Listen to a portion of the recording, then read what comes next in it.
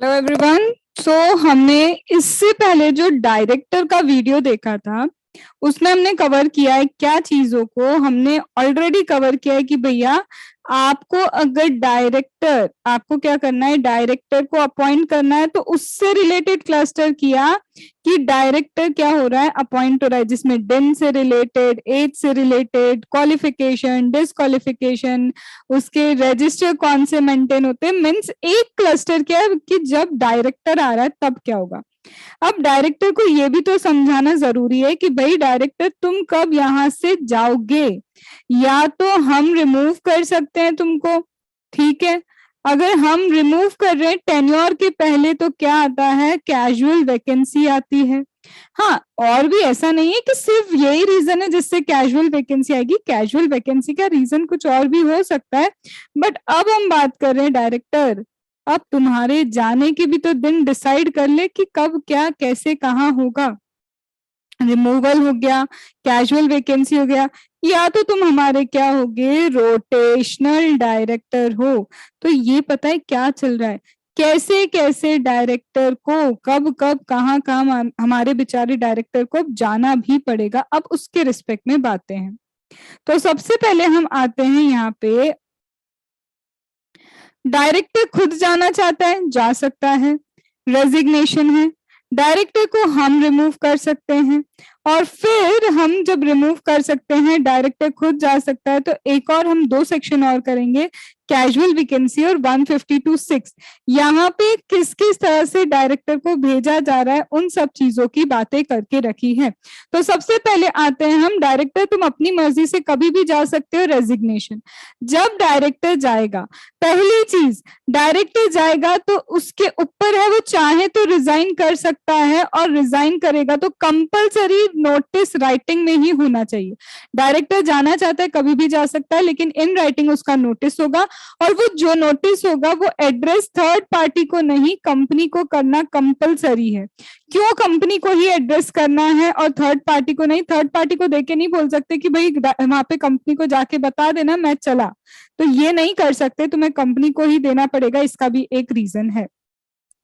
Reason ये है कि जैसे ही कंपनी को क्या मिलता है, देखो भाई सिंपल सी बात बता रही हूं मैं तुमको, कि डायरेक्टर क्या करेगा, अपना नोटिस लिख के देगा। ये रहा हमारे डायरेक्टर का नोटिस कि हम जाना चाहते हैं। नोटिस ने लिख दिया कि मैं 15 जुलाई से जाना चाहता हूं। डायरेक्टर ने जब ये नोटिस सेंड किया थ्रू पोस्ट ऑफिस, तो कंपनी को ये नोटिस कब मिला ये देखा जाता है। कंपनी को सपोज करो ये नोटिस मिलता है कब, 20 जुलाई को जाके, तो यहाँ बोलते हैं कि डायरेक्टर, ये रहे हमारे कौन, डायरेक्टर, इन्होंने तो लिख दिया कि हमें कंपनी से अब कोई वास्ता नहीं है, लेकिन इनका रेजिग्नेशन इफेक्टिव कब से माना जाएगा, तो इनका रेजिग्नेशन इफेक्टिव होगा not the date return in the notice or the date when notice was received by the company. Date return in notice or date when notice date when notice is received by the company or the date return in the notice, whichever is later. तब इन director का क्या होगा, effective माना जाएगा। इसीलिए notice address company को होना compulsory है, ठीक है।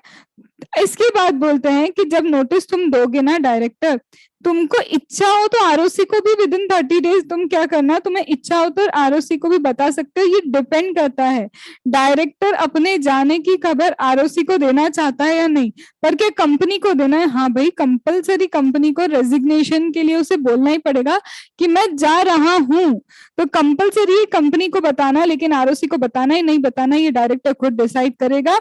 रेजिग्नेशन अगर वो दे रहा है तो आरओसी को दे रहा है तो डिटेल रीजन देना होगा उसको, अगर वो दे रहा है तो। नहीं तो कंपनी के लिए तो शैले भैया, कंपनी को जैसे ही रेजिग्नेशन मिलता है, कंपनी के लिए मस्ट है कि वो क्या करेगी, रजिस्टर रीजन के साथ कि क्यों ये डायरेक्टर जा रहा है, आरओसी को बताएगी कि रीजन की हमारा डायरेक्टर क्यों जा रहा है, और अगर कंपनी की कोई वेबसाइट है तो वहां पे भी पोस्ट करेगी, और नेक्स्ट जनरल मीटिंग में इसको इनकॉर्पोरेट कर लिया जाएगा। फिर बोलते हैं कि यहाँ पे एक फॉरेन डायरेक्टर अगर जा रहा है, वो चाहता है आरओसी को बता के जाना, तो किसी और रेसिडेंट डायरेक्टर को भी ये बोल सकता है कि मेरे भी यहाँ पे ये आरओसी को DIR 11 फाइल कर देना, DIR 11 जिसमें विथ रीजन आप बता रहे हो कि क्यों सामने वाला जाना चाहता है, ठीक है, आरओसी को। तो वो किसी रेसिडेंट को भी बोल सकता है, किसी सीए, किसी सीएस, किसी cost accountant, but they should be in practice, उन्हें बोल सकता है। रेजिग्नेशन कब से इफेक्टिव होगा, जस्ट हमने देखा, यहाँ बोलता है कि कोई रिक्वायरमेंट नहीं है कंपनी को कि वो रेजिग्नेशन एक्सेप्ट करे, रेजिग्नेशन एक्सेप्टेंस की कोई रिक्वायरमेंट नहीं होती है। आपने रेजिग्नेशन दिया, विच एवर इज लेटर की डेट से क्या हो जाएगा ये इफेक्टिव।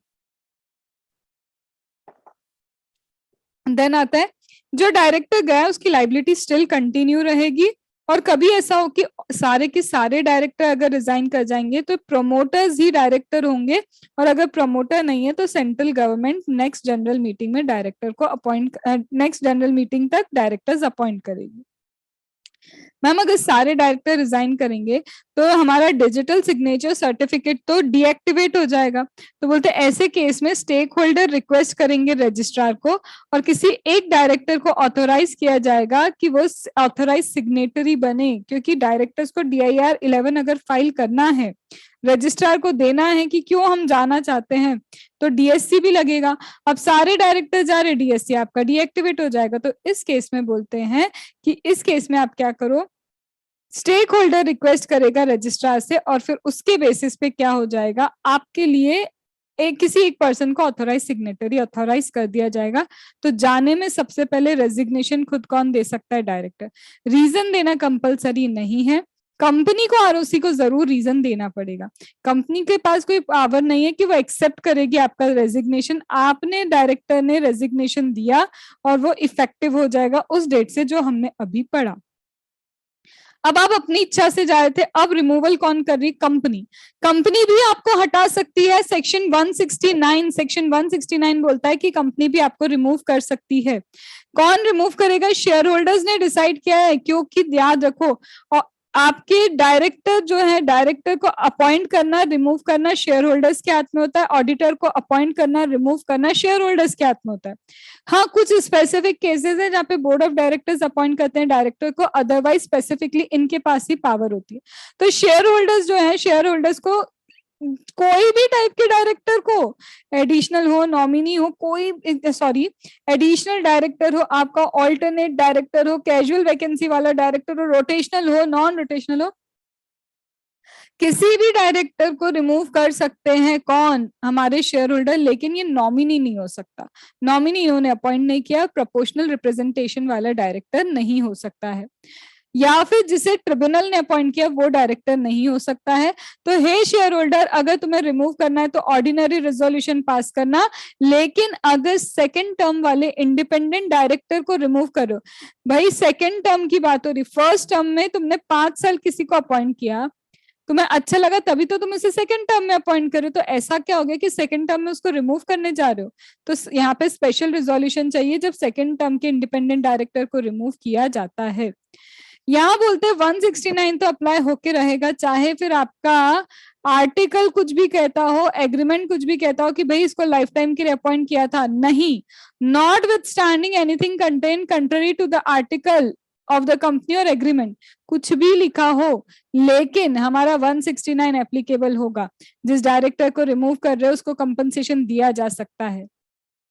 मैम एक डायरेक्टर अपॉइंट हुआ है, वो मैनेजिंग डायरेक्टर के भी पोजीशन पे है, मतलब एक नॉर्मल डायरेक्टर जिससे पहले अपॉइंट किया था, अब उसे मैनेजिंग डायरेक्टर बनाया, अब हम उसे मैनेजिंग डायरेक्टर की पोजीशन से हटा रहे, तो क्या डायरेक्टर की पोजीशन से भी हटता है वो, नहीं। तो अगर किसी डायरेक्टर को मैनेजिंग डायरेक्टर की पोजीशन से आपने हटाया, डजंट मीन कि आपका 169 अट्रैक्ट होता है। अब जिसको भी आप रिमूव कर रहे हो, भाई अपॉर्चुनिटी ऑफ बीइंग हर्ड तो देना पड़ेगा उसको, सुनो उसकी कि क्या, क्यों तुमको लग रहा है उसको रिमूव करना, सच में रिमूव करना भी चाहिए या नहीं करना चाहिए।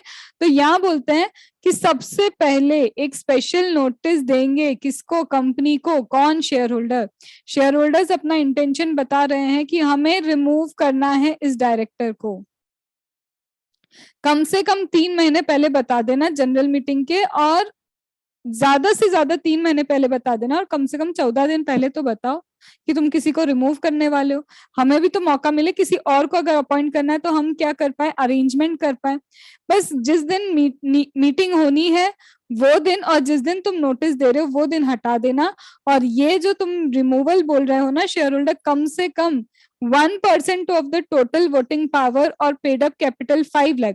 1% टोटल वोटिंग पावर, याद कर लो, 1%, 1%, 1% टोटल वोटिंग पावर और 5 lakh, whichever is lower, इतने लोग साइन करेंगे।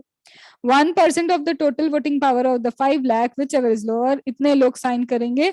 और ground of removal not bound to give. आपको ये नहीं बताना कि शेयर होल्डर क्यों रिमूव किया, ये तुमको बताने की जरूरत नहीं है। जैसे डायरेक्टर खुद जाता है तो उसको बताने की जरूरत नहीं है कि मैं क्यों जा रहा हूं, वैसे ही तुम निकाल रहे हो तो तुमको ग्राउंड्स बताने की जरूरत नहीं है।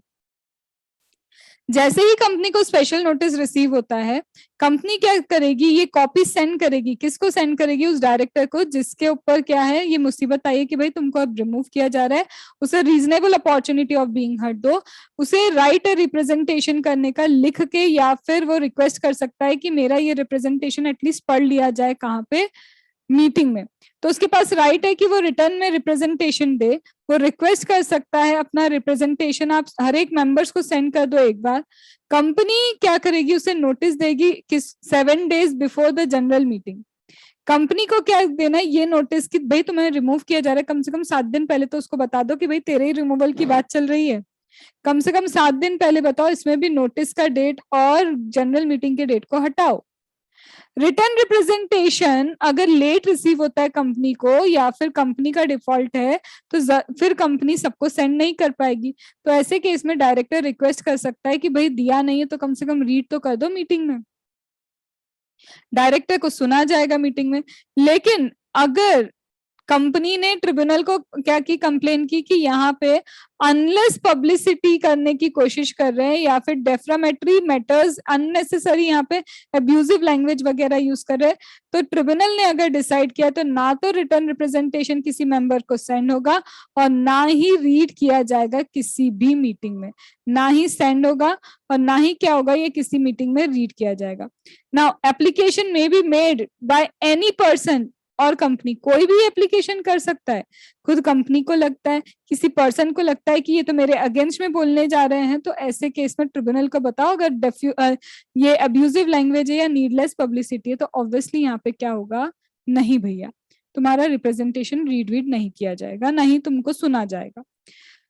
जैसे ही रिजोल्यूशन पास होता है, चाहे ऑर्डिनरी हो या स्पेशल रिजोल्यूशन, की भाई डायरेक्टर को रिमूव किया, ऑर्डिनरी या स्पेशल रिजोल्यूशन पास होता है, आप चाहें तो किसी और पर्सन को अपॉइंट कर सकते हैं, या फिर सोच सकते हैं कि कैजुअल वैकेंसी फुलफिल करनी ही नहीं है। तो अगर आप चाहते हैं किसी और को अपॉइंट करना, तो director removed was appointed in general meeting और बोर्ड मीटिंग, चाहे जो आपने डायरेक्टर रिमूव किया वो जनरल मीटिंग का था या फिर बोर्ड मीटिंग का था, जो भी था। एंड स्पेशल नोटिस आपने दे दिया कि हम किसी और पर्सन को अपॉइंट करना चाहते हैं, आपने स्पेशल नोटिस दिया कि मुझे किसी और पर्सन को अपॉइंट करना है, तो ये जो नया पर्सन आएगा ये तब तक ही ऑफिस होल्ड करेगा जब तक प्रीडिसेसर का टेन्योर है, जब तक क्या है, प्रीडिसेसर का टेन्योर। और अगर आप किसी को रिमूव कर रहे हैं तो जिसे आपने जनरल मीटिंग में अपॉइंट किया था उसकी क्या आ जाएगी, कैजुअल वैकेंसी आ जाएगी। और ये कैजुअल वैकेंसी बोर्ड ही फुलफिल करता है, क्योंकि कैजुअल वैकेंसी जब भी आती है ना, तो याद रखना कैजुअल वैकेंसी आपकी आएगी सिर्फ और सिर्फ जनरल मीटिंग में जो डायरेक्टर्स अपॉइंट होते हैं उनकी आती है। बोर्ड मीटिंग में जो डायरेक्टर्स अपॉइंट हुए उनको टेन्योर से पहले आपने रिमूव किया तो उनकी कैजुअल वैकेंसी नहीं होती है। तो दो चीजें देख ली हमने, चाहो तो डायरेक्टर तुम अपनी मर्जी से खुद चले जाओ, चाहो तो तुम चले जाओ, या फिर हम भी तुमको क्या कर पाएंगे, रिमूव कर पाएंगे। तो ये क्या चल रहा है, रिमूवल कैसे कैसे डायरेक्टर जाएगा। अब अपन क्या करते हैं, एक बार यहाँ पे कैजुअल वैकेंसी फुलफिल करने से पहले रोटेशनल डायरेक्टर की भी बातें समझ लें कि भाई हम कब कब डायरेक्टर को क्या करेंगे, रोटेशनल बेसिस पे रफा दफा करेंगे। अब मैम जब रोटेशनल का मतलब क्या है, हर साल एजीएम में कुछ डायरेक्टर्स रिमूव किए जाएंगे। क्यों मैम, जब यहाँ पे कॉन्सेप्ट है रिमूवल का कि हम उन्हें यूं ही रिमूव कर सकते, तो हर साल ये क्यों कि हमको कैजुअल इसके रिमूवल की जगह दैट इज 169 की जगह 152 सबसेक्शन 6 ले। देखो रिमूव करना बेइज्जती वाला काम है, तुम्हें रिमूव किया जा रहा है। यहाँ पे एनुअल जनरल मीटिंग में एक ही टाइम पे जो जो डायरेक्टर्स क्या हुए हैं, अपॉइंट हुए हैं, उनमें से क्या होगा, कोई भी डायरेक्टर को क्या है रिमूव किया जाएगा और रीअपॉइंट भी कर सकते हैं। मतलब यहाँ पे कहीं ना कहीं कुछ तो ऐसा बड़ा हुआ है कि शेयर होल्डर्स बीच में आके बोल रहे निकलो यहाँ से। पर यहाँ पे क्या है कि हम लग रहा है कि ये ढंग से काम नहीं कर पा रहे, तो रिमूव करते हैं ना, इज्जत से रिमूव करते हैं। ऐसे बीच में टेन्योर के बीच में रिमूव करना थोड़ा सा क्या है इंसल्टिंग होता है। तो एक प्रोविजन ये भी है कि कुछ लोगों को रोटेशनल रखा जाएगा। क्या होगा, ज्यादा से ज्यादा अगर इनको रिमूव किया, काम नहीं जमा, तो क्या है, रिमूव हो गए, रोटेशनल थे। चाहो तो रीअपॉइंट करना, नहीं तो मत रीअपॉइंट करना। Are you getting? तो ये इसीलिए 152 subsection 6 that is rotational director. अब कॉन्सेप्ट आता है रोटेशनल डायरेक्टर। सबसे पहले बोलता है रोटेशनल डायरेक्टर, जब तक आपका आर्टिकल कुछ ना कहे। अगर आपका आर्टिकल कहता है कि ऑल द डायरेक्टर्स, सारे के सारे डायरेक्टर्स को हम रोटेशनल बेसिस पे रिमूव करेंगे, तो फिर आप सारे डायरेक्टर्स को रोटेशनल मानो। लेकिन अगर आपके आर्टिकल ने कुछ भी मेंशन नहीं किया है, तो अगर आपके आर्टिकल ने कुछ भी मेंशन नहीं किया है, तो नॉट लेस देन पे बहुत फोकस है। Not less than 2/3 of the total number of directors जो रहेंगे, 2/3 से कम नहीं, नो, नॉट लेस देन 2/3। तो आपके यहाँ पे जितने भी टोटल नंबर ऑफ डायरेक्टर्स है उनका 2/3 करो, और एग्जैक्ट 2/3 या फिर उससे ज्यादा चलेंगे, उतने ही डायरेक्टर्स रिमूव होना चाहिए। अगर मैं आपको बोलूं कि मेरे यहाँ पे मेरी कंपनी में कितने डायरेक्टर्स हैं, मेरे कंपनी में 14 डायरेक्टर्स हैं और मुझे 2/3 रिमूव करना है। मेरी कंपनी में कितने 14 डायरेक्टर्स हैं, मुझे 2/3 रिमूव करना है, तो बताओ 2/3 क्या आता है, 9.33। अब 9.33 तो अगर आपने 9 कर दिया ना, तो आपका जो आंसर है गलत है, क्योंकि बोला है नॉट लेस देन। 9.33 से अगर आप 9 की तरफ चले गए, ये तो लेस देन हो गया। तो आपको हमेशा इसको इक्वल टू 1 मानना है यहाँ पे फ्रैक्शन को। तो नॉट लेस देन में इसका मतलब है यहाँ पे फ्रैक्शन क्या होगा, हमेशा 1 की तरह ही फ्रैक्शन काउंट होगा। अब टोटल नंबर ऑफ डायरेक्टर्स में आप किसको लोगे? तो बोलता है अगर आर्टिकल बोलता है तो सारे डायरेक्टर्स को आप क्या करो, रोटेशनल मानो, नहीं तो कम से कम 2/3 लाइबल टू रोटेशन है, रोटेशन के लिए लाइबल है, ये रिटायर नहीं होंगे, ये रोटेशन इतने लोगों का होगा, 2/3 का।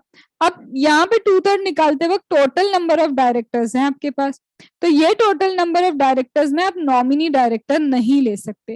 भाई क्यों नहीं ले सकते हम नॉमिनी डायरेक्टर? ऐसा क्या हो गया कि नहीं ले सकते? क्योंकि भाई जो आपका नॉमिनी डायरेक्टर है ना, वो नॉमिनी डायरेक्टर को कौन अपॉइंट करता है? वो नॉमिनी डायरेक्टर को थर्ड पार्टी, दैट इज कौन अपॉइंट करेगा? आपका फाइनेंशियल इंस्टीट्यूट है, वो क्या करता है, वो अपॉइंट करता है। तो अगर वो अपॉइंट कर रहा है, तो फिर आप क्या नहीं कर सकते, ऐसे केस में इन्हें रिमूव आप नहीं कर सकते हो।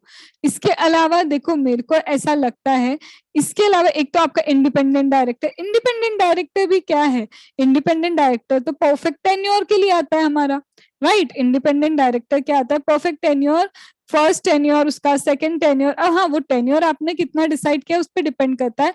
तो टोटल नंबर ऑफ डायरेक्टर में इंडिपेंडेंट डायरेक्टर और तुम्हारा नॉमिनी डायरेक्टर दोनों इंक्लूड नहीं होते।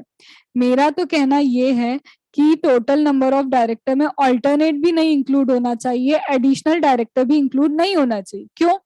ऑल्टरनेट डायरेक्टर तो तब तक है जब तक पुराना जो ओरिजिनल डायरेक्टर है उसका टेन्योर है, या फिर वो इंडिया आ जाएगा तब तक उसका टेन्योर है। तो ये तो लाइबल फॉर रोटेशन होता ही नहीं है।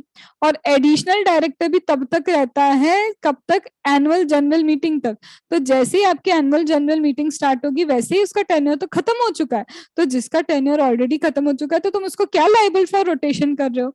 बट स्टिल हमको लिख के रखा है सिर्फ ये दो, तो हमको इन्हीं दो चीजों को क्या करना है, कंसिडर करना है।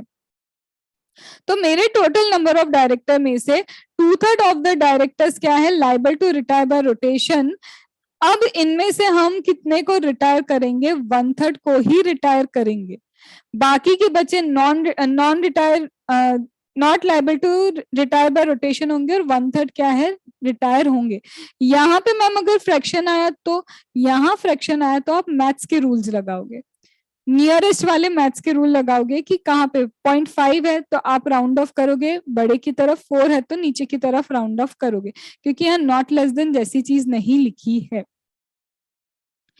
अब एक चीज इसमें ध्यान रखना, वो क्या कि सपोज करो मेरे यहाँ पे मेरी कंपनी में कितने डायरेक्टर है, मेरी कंपनी में टोटल डायरेक्टर कितने 6, जिसमें से रोटेशनल 4 है, नॉन रोटेशनल 2 है। रोटेशनल डायरेक्टर 4 है, नॉन रोटेशनल कितने हैं, 2 है। क्या कंप्लाई किया हमने, टोटल 6 डायरेक्टर में से 2/3 क्या होना चाहिए मेरे liable to retire by rotation, yes 2/3 हो रहा है, ये बिल्कुल सही है।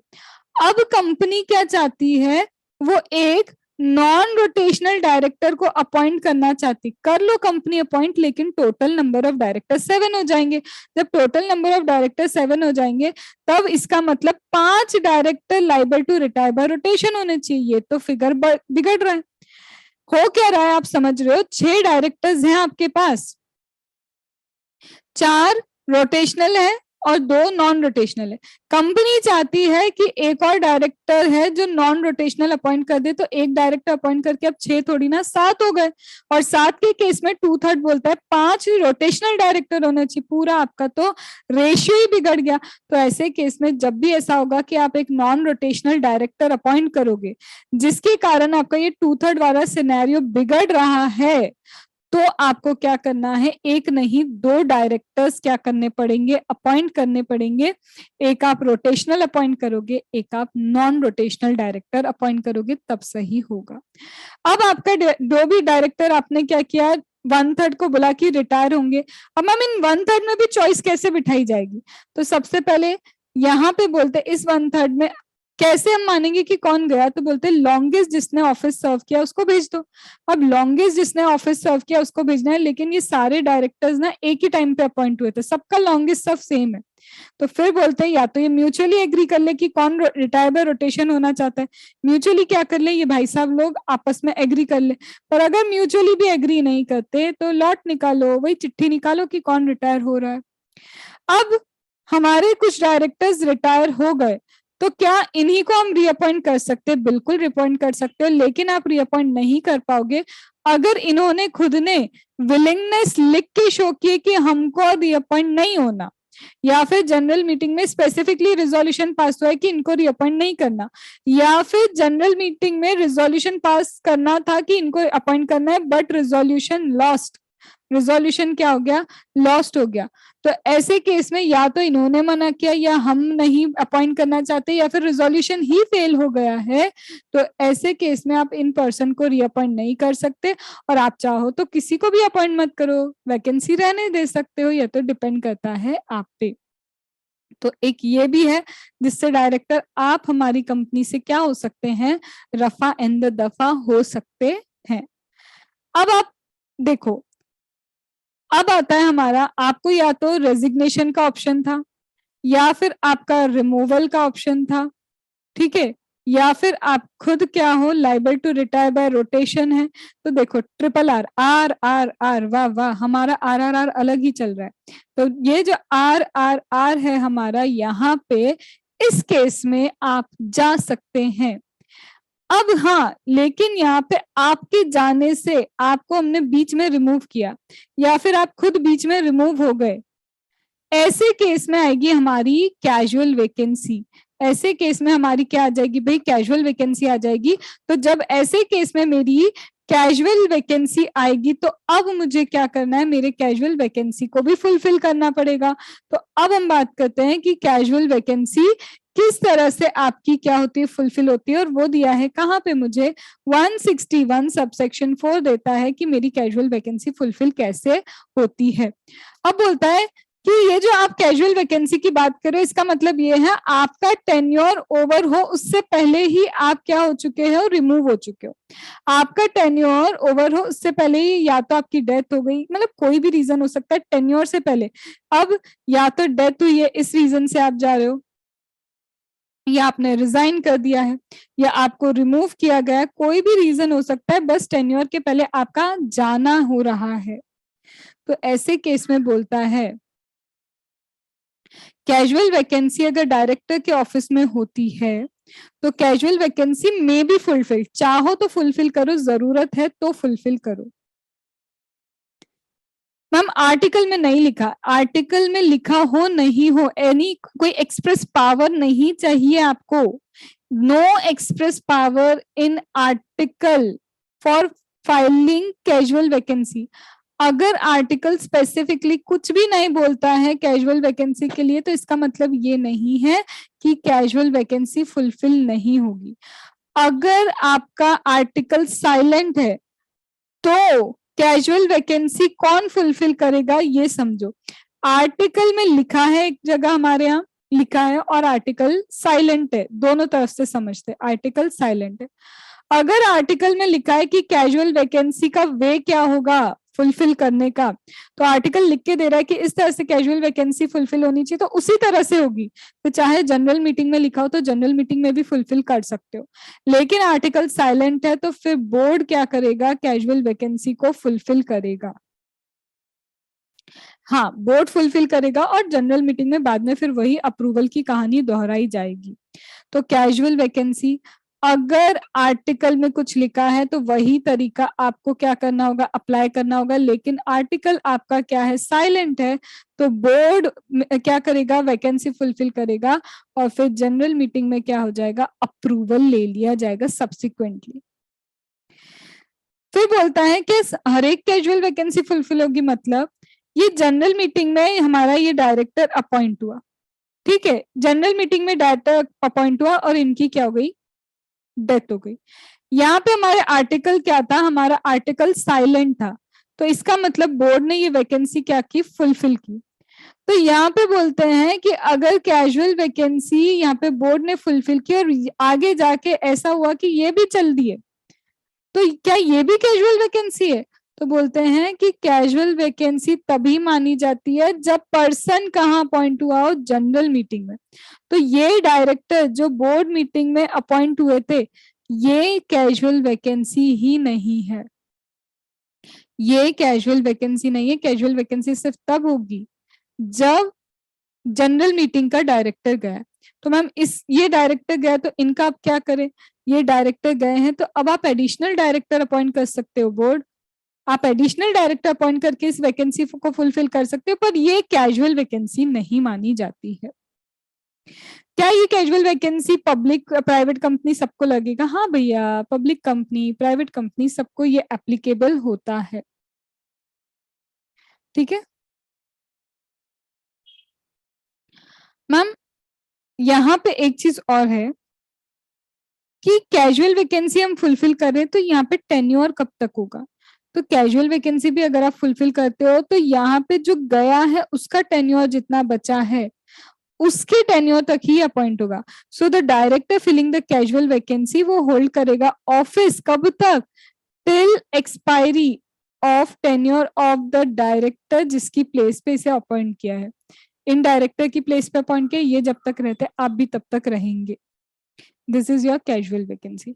तो अब हमने जो क्लस्टर किया वो पता है कौन सा था, क्लस्टर 1 था ओवरऑल अपॉइंटमेंट के लिए, क्लस्टर 2 था हम रिमूव करेंगे और रिमूवल के बाद एक और बार अपॉइंटमेंट कब कर सकते हैं।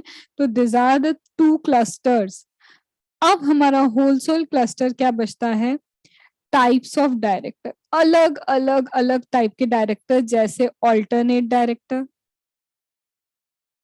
Additional director, alternate director, additional director, independent director, nominee director, ये हमारे टाइप्स ऑफ डायरेक्टर हैं। और एक छोटी सी चीज और है, ये जो डायरेक्टर्स को जब आप अपॉइंट करते हो तो एक रिजोल्यूशन जब आप पास करोगे जनरल मीटिंग में तो एक ही डायरेक्टर अपॉइंट होता है, एक डायरेक्टर अपॉइंट होता है एक रिजोल्यूशन पे। यस मैम, ये बात तो हम जानते हैं, लेकिन अब हमें पता है क्या करना है, एक साथ 1 2 3 4 5 6 इतने सारे डायरेक्टर्स अपॉइंट करने, क्या ये पॉसिबल है कि हम एक रिजोल्यूशन में ये सारे डायरेक्टर्स को अपॉइंट कर ले? तो यहाँ पे बोला जाता है देखो, एक रिजोल्यूशन में सारे डायरेक्टर्स अपॉइंट जनरली नहीं होते। क्यों नहीं होते? क्योंकि अगर किसी को वोट करना है, एक डायरेक्टर क्या चाहता है, हमें इसे क्या नहीं करना, डायरेक्टर नहीं बनाना। दूसरा डायरेक्टर चाहता है मुझे इसे डायरेक्टर नहीं बनाना। तीसरा चाहता है इसे नहीं। अब तुम बोल रहे हो एक ही रिजोल्यूशन में अगर सबको अपॉइंट करना है तो वो वोट कैसे पता चलेगा कौन किसको मना कर रहा है, क्या हो रहा है? एक रिजोल्यूशन, कोई हाथ उठा रहा है इसके लिए, कोई इसके लिए, तो कैसे चलेगा? तो बोलते नहीं भैया, एक ही रिजोल्यूशन के थ्रू आप इतने डायरेक्टर्स, एक से ज्यादा डायरेक्टर को अपॉइंट नहीं कर पाओगे। लेकिन आपकी इतनी ही इच्छा है कि एक ही रिजोल्यूशन से आप इन सारे डायरेक्टर्स को अपॉइंट करना चाहते हो, तो उससे पहले एक रिजोल्यूशन और पास होगा, इससे पहले एक रिजोल्यूशन और पास होगा, और वो रिजोल्यूशन क्या होना चाहिए? वो एनॉमनस रिजोल्यूशन होना चाहिए। वो बोलते हैं कि इससे पहले एक रिजोल्यूशन और पास करना होगा, और वो जो आपका रिजोल्यूशन है वो एनॉमनस रिजोल्यूशन होगा, मतलब not a single vote cast in against, not a single vote in against. Against में एक भी वोट नहीं जाना चाहिए। और मैम ये किस चीज के लिए है? तो सेक्शन 162 बोलता है कि आप एक रिजोल्यूशन इस चीज के लिए पास करो कि हम एक रिजोल्यूशन पे मोर देन वन डायरेक्टर्स को अपॉइंट करना चाहते हैं, और इस रिजोल्यूशन के लिए अगर एक ने भी अगेंस्ट में वोट नहीं किया, इस रिजोल्यूशन के लिए अगर एक ने भी अगेंस्ट में वोट नहीं किया, इसका मतलब यही है ना कि सब सब चाहते हैं कि ये लोग क्या बन जाए, हमारे डायरेक्टर बन जाए, एक को भी कोई दिक्कत नहीं है। तो फिर आप ये रिजोल्यूशन पहले पास करो, फिर सेकंड रिजोल्यूशन एक ही आपका पास होगा कि हम ये सारे डायरेक्टर्स को अपॉइंट करते हैं, तब ये चल जाएगा। तब क्या होगा, ये बात बिल्कुल चलेगी, क्योंकि आप ऑलरेडी एक रिजोल्यूशन इस चीज का पास कर चुके हो। तो यहाँ पे बोलता है कि सबसे पहले आपको क्या करना है, एक रिजोल्यूशन आप चाहते हो कि सारे के सारे डायरेक्टर को पास करना, अपॉइंट करना, तो एक साथ जनरली तो सब नहीं होते, लेकिन अगर आप अपॉइंट करना चाहते हो तो एक सेपरेट रिजोल्यूशन आपको क्या करना पड़ेगा, पास करना पड़ेगा। वैसे तो जनरल मीटिंग में दो से ज्यादा, एक से ज्यादा डायरेक्टर अपॉइंट होते नहीं है सिंगल रिजोल्यूशन में, ठीक है। लेकिन अगर आप चाहते हो तो एक सेपरेट रिजोल्यूशन इस चीज का कि दो या दो से ज्यादा डायरेक्टर हम सिंगल रिजोल्यूशन में पास करना चाहते हैं, पर एक भी वोट अगेंस्ट में नहीं जाना चाहिए, ठीक है। तो ये चीज पॉसिबल है। तो ये अलग अलग तरह से डायरेक्टर्स का अपॉइंटमेंट क्लस्टर 1, क्लस्टर अरे क्लस्टर 1 एंड क्लस्टर 2 में कवर किया। एक जगह इनके बुलावे की बात हुई, एक जगह इनको भेजने की बात हुई। अब हमारा क्लस्टर 3 चालू हो रहा है, that is various types of director, first director, alternate director, nominee director, additional director, independent director. अब उन सब चीजों की बातें यहाँ पे कवर अप होगी। तो पहले आप 5 से 10 मिनट का ब्रेक लो, ओवरऑल पूरा एक बार देख लो, पूरा जितना हमने क्लस्टर 1 क्लस्टर 2 में किया, सच बोल रही हूँ, जितना रेगुलर बैचेस में मैं ये याद करवाती हूँ और समझाती हूँ ना, मैंने सारा कंटेंट याद दिया है, ये बिल्कुल कॉम्प्रोमाइज नहीं किया है कि आपको जस्ट बिकॉज आप मेरे स्टूडेंट नहीं हो या फिर रिवीजन लेक्चर चल रहा है तो इसलिए मुझे क्या नहीं करना चाहिए, कॉन्सेप्ट नहीं देना चाहिए, ऐसा कुछ नहीं है। Overall entire concept have been given, ठीक है। पहले इसको रिवाइज करो, फिर हम स्टार्टअप करेंगे वेरियस टाइप्स ऑफ डायरेक्टर।